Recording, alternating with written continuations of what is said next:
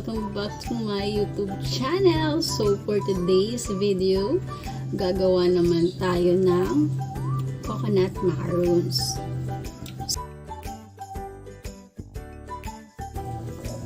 So syempre kailangan natin ng desiccated coconut, white sugar, pwede rin po tayong gumamit ng white sugar,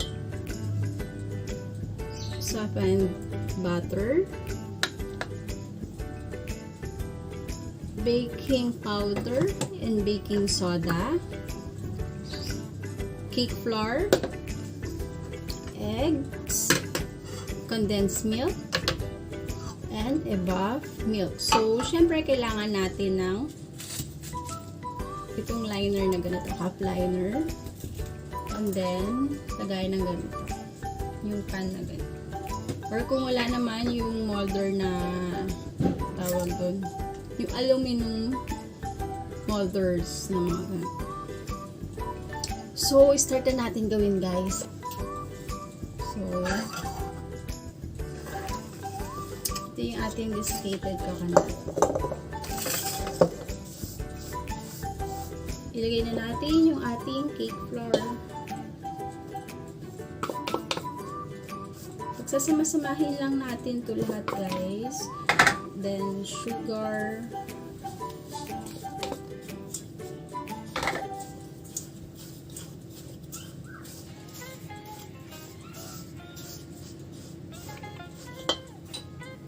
And then, baking soda.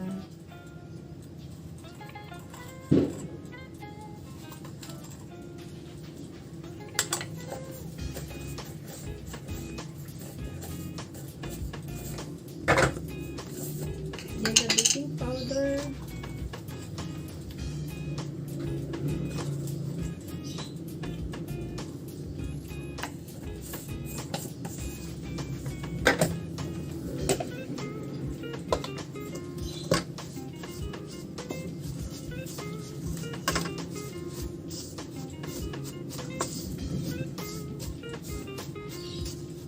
So parang hindi siya kasya dito, guys. Gamit ulit tayo ng mas malaking bowl.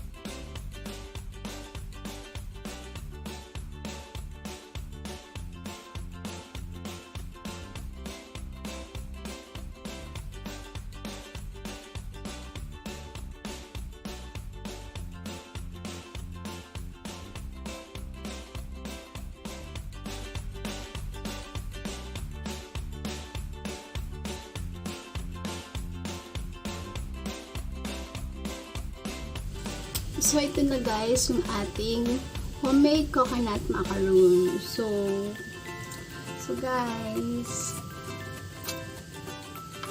tikman na natin siya guys. Mainit pa siya guys.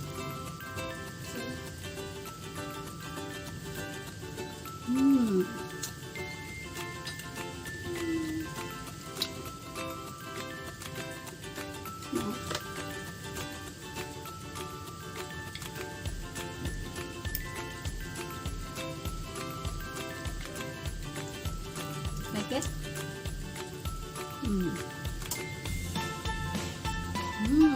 Yummy? So guys, try nyo na rin po ang homemade macaroons ko.